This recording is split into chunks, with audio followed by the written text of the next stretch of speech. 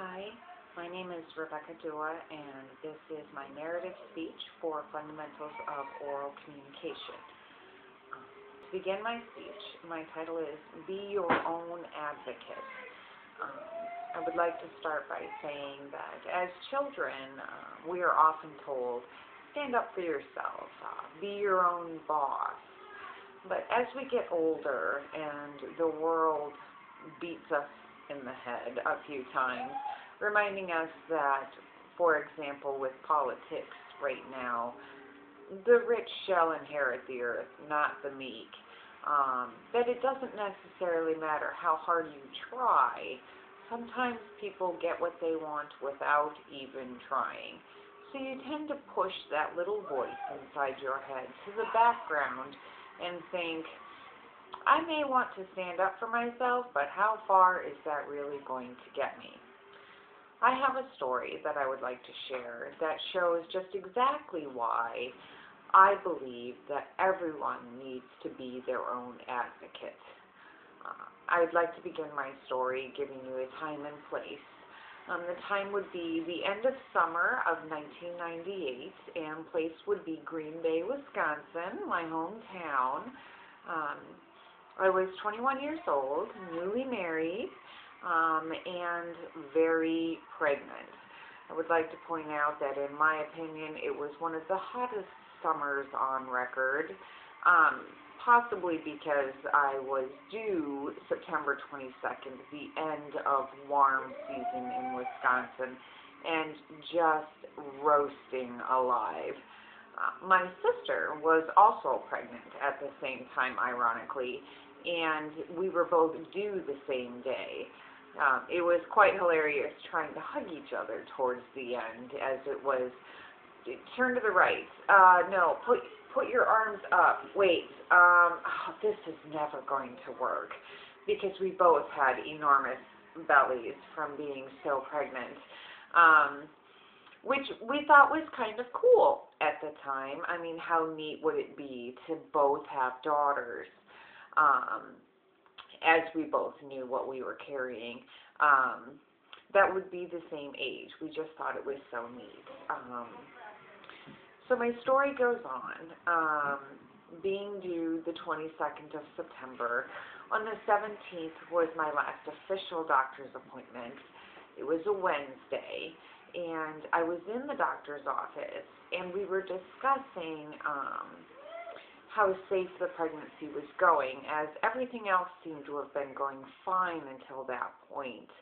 I was concerned about the size of the baby, as I was enormous and had gained 30 pounds, which is normal for a pregnancy. But my husband was 6'3" and 220 pounds, and the smallest in his family.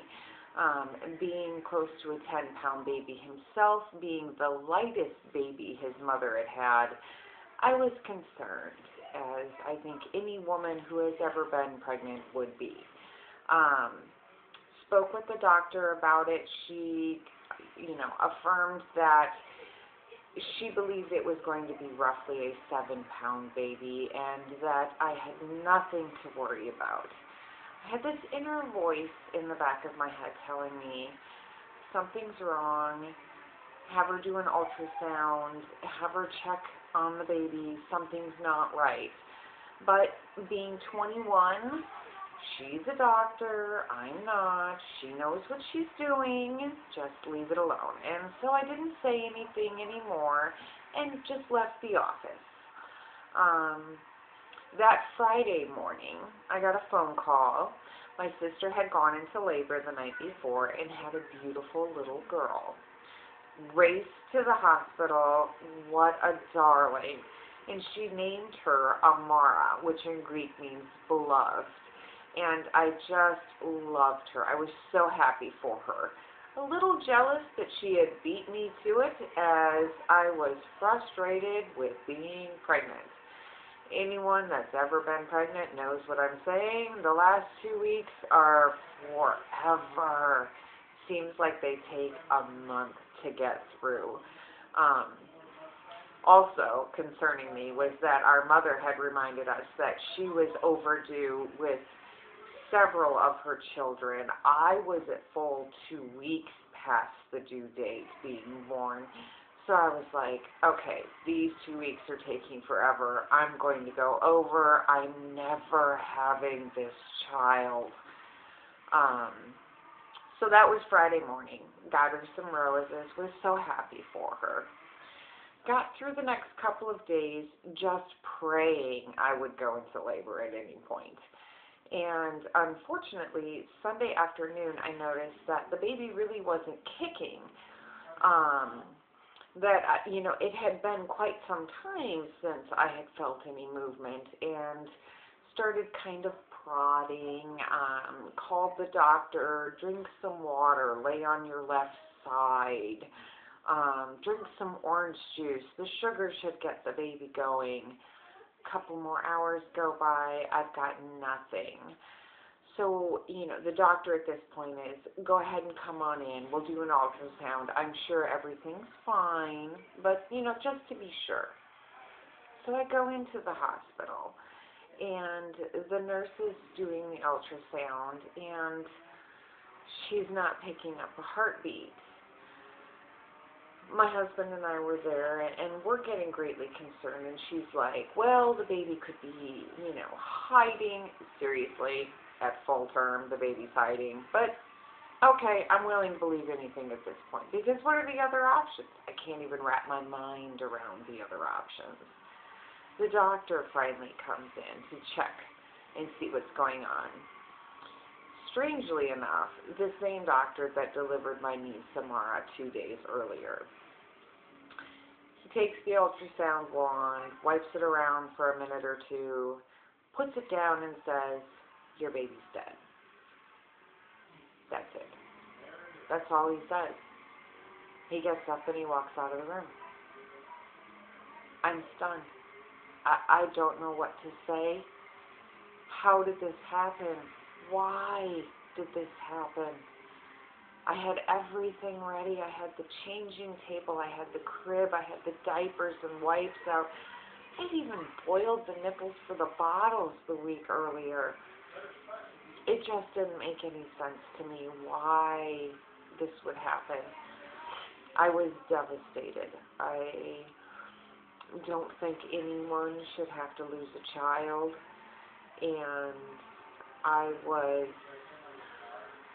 upset, to say the least. Spent the next week or so in a daze.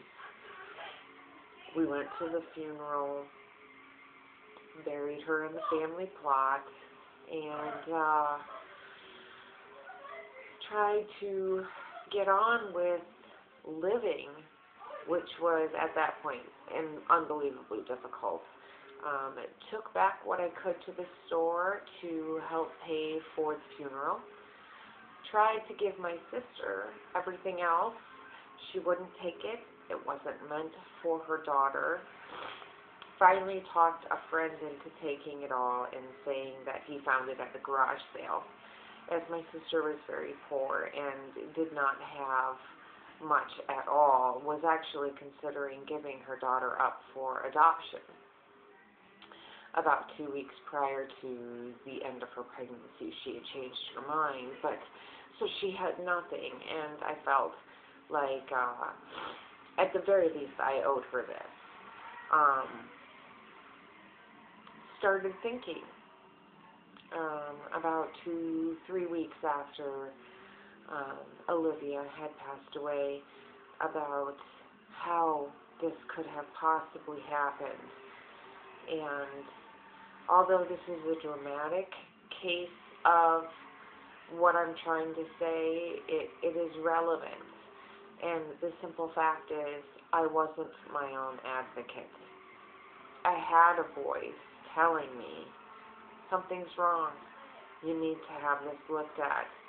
And I chose to ignore that voice, as so many of us do.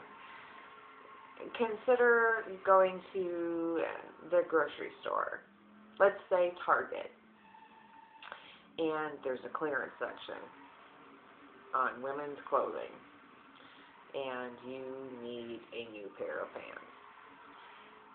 You go over, you're glancing through it because you're just going to look.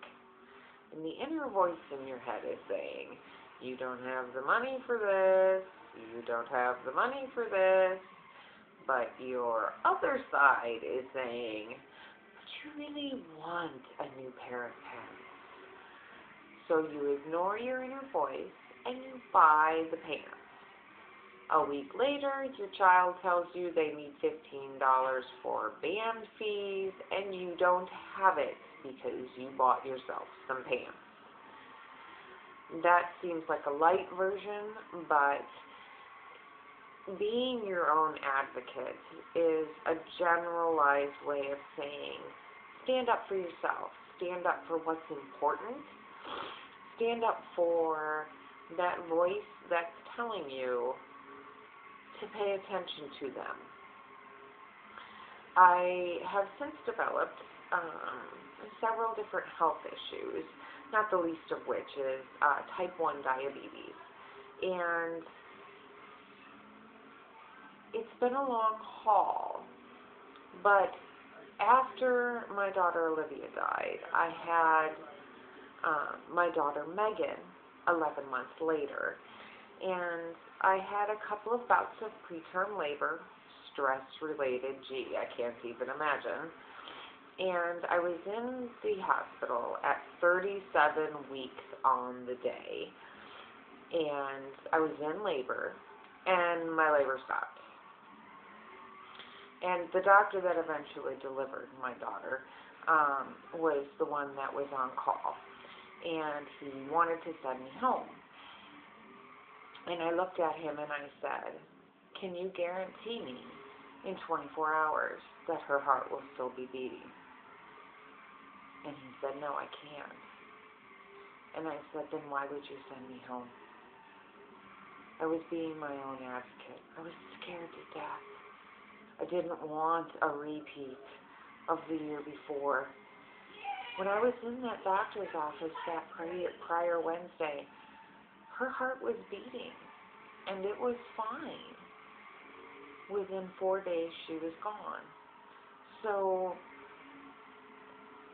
as I'm sitting there in the hospital with my daughter Megan, I'm looking at the doctor, and I'm dead serious. Can you guarantee me that she will still be alive when I come back? Without the fetal monitor hooked up? No, I can't. Right now, we've got her on a monitor. We know what's going on, but I can't tell you that without the monitor, she's not going to be in trouble. So the doctor believed me. He followed through with my concerns. He induced my labor, and I had my beautiful daughter, Megan, 2 days later. That was the first step for me. And after that, with the diabetes and some of the other issues that have developed, I have learned to know my lab work, know what the numbers mean, know where the ranges should be. I ask my doctors, what's going on? Is there anything else that can be done other than what you're suggesting? Sometimes they get a little frustrated with me by asking so many questions. I think, in general, several of my doctors would choose to believe that as a doctor, they don't have to answer all kinds of questions. They tell you what's wrong, here's what you should do, and off you go. I mean, they get 15 minutes to see you. Bada bing, bada boom, you're out of there. They don't, some of them, I guess, don't necessarily believe that they need to have an ongoing conversation about your illness. But it's gotten me places. I've been to the Mayo. I've had several of my diseases not necessarily cured, but put to a point where they're minimally invasive.